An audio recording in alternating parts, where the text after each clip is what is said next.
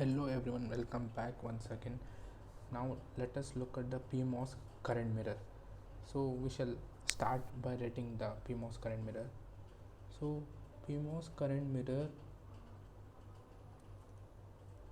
I'll be drawing the simple PMOS current mirror. PMOS current mirror sources the current source. So we are designing for the specification of 150 microampere, and this is the gate, this is the source, and this is the VDD. So let VDD be 1.8 volts, and in order to be PMOS to be always in saturation, we tie the drain. We tie the drain and the source terminal, and the other terminal of the gate goes to the mirror PMOS. This is also tied to VDD, and here the current I2, the current IREF flows through this M1, and the current I2 flows through the M2. So we have to keep this M2 always in saturation, so we will give a power supply voltage and make sure we'll keep it in the saturation region. Now coming to the design, how do we design 150 microampere with a overdrive voltage of 150 volts? So VGS is nothing but VOV is nothing but VGS minus VT, and we have to remember one thing is the overdrive voltage of PMOS should be considered as a negative in this equation. So it would be minus 0.15, and VGS, we are not sure what is the value of VG, we have to find this, and VG minus VS, it is tied to 1.8 volts, that is to VDD, and VTP will be obtaining from simulation. So VG would be 1.8 minus 0.15 plus VTP. So now let us obtain what exactly the threshold voltage value for the PMOS. Now let us simulate. This is a PMOS circuit.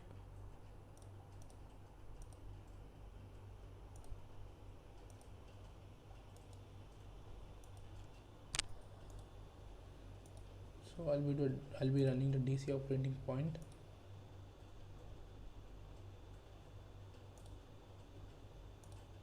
So PMOS has a threshold of almost 0.5, you can say. So I'll substitute a PMOS threshold as negative 0.5, 1.8 minus 0.15 minus 0.5. So VG would be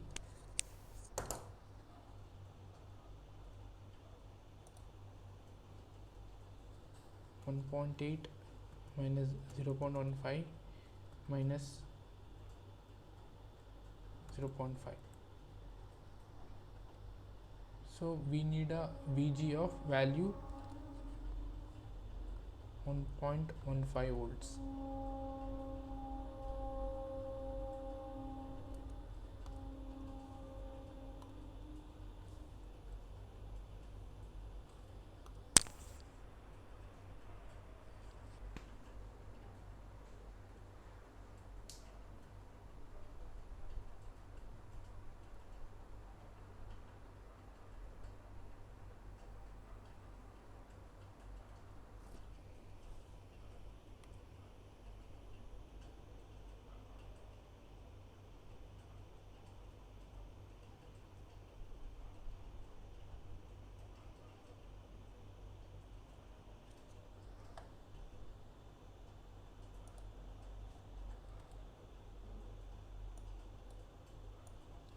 I'll make it as 1.15 volts,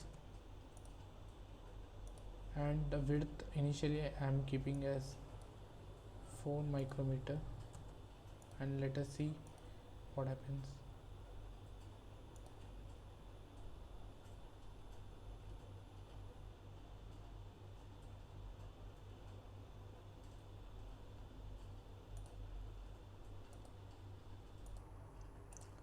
So we have kept VGS 1.15 volts and Vs is at 1.8 volts. So we can see VGS minus VT. VGS is almost minus 100 times more than VTH, and this is in saturation region. Now we obtained the value of current as almost 8.6.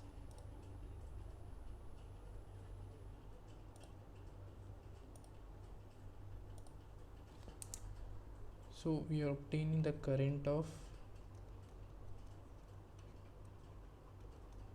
8.6 microampere for the width of 4 microampere, and we need a current of 150 microampere, and what shall be the width. So if we equate this, so we end up W2 equal to W1 times ID2 divided by ID1. So W1 is 4 micro times 150 micro divided by 8.6 micro.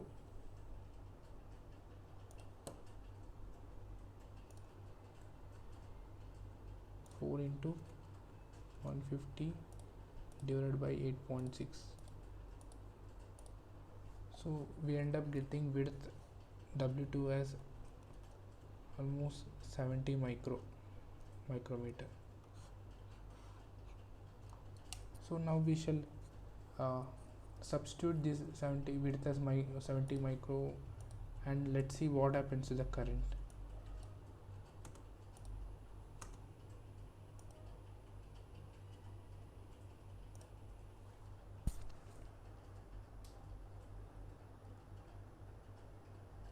So we are getting almost the current as 176. Now let us start. Theoretically we have found it as 70 micro, but practically it need not be the same, because there are other consideration like body effects, second order effects and all. So we shall start reducing, so that by trial and error we'll be reaching that 150 microamps. So current is getting reduced,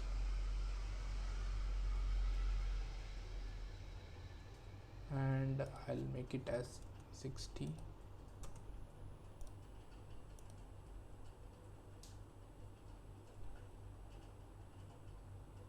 So so almost the current we obtained is 150 microampere. So this is a circuit which is sourcing 150 microamperes of current, and when we come here, this is a PMOS current mirror which is sourcing 150 microamperes, and the width it is 60 microamperes. So we shall set the width as 60 microamperes, width of all the PMOSs which are present as 60 microamperes, so that it can source a current of 150 microamps.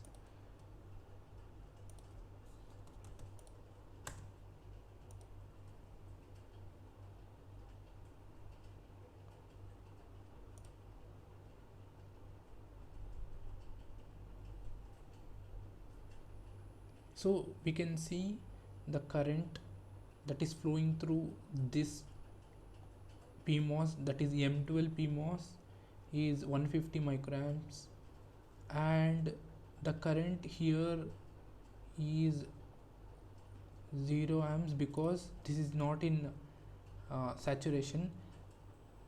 So let me make this in saturation.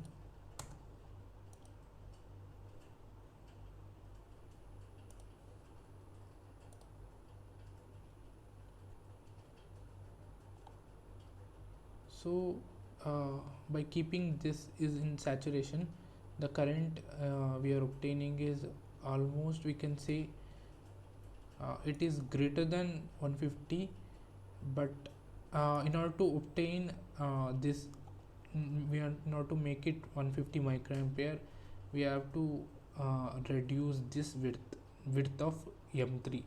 We should start decreasing that width, but here it is fine. So now we shall obtain what is the headroom voltage of this PMOS. So we have to sweep the variable, that is the voltage source which is present at the drain of that PMOS, and against the current. So we will be sweeping the DC voltage of that drain of that PMOS, and we will be sweeping from 0 to 1.8 volts,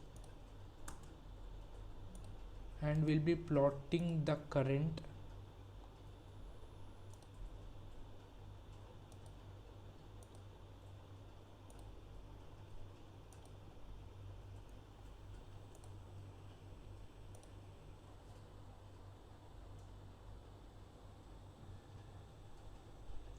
so this is the waveform.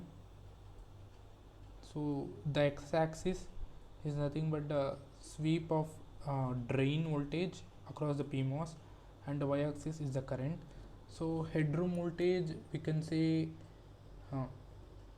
we are intended for almost to get 150 microamps.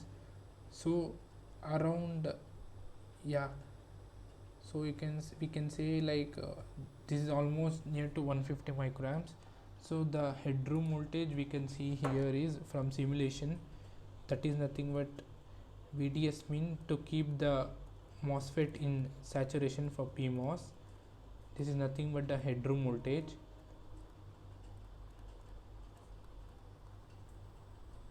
So from simulation we are almost getting the values 0.662 volts.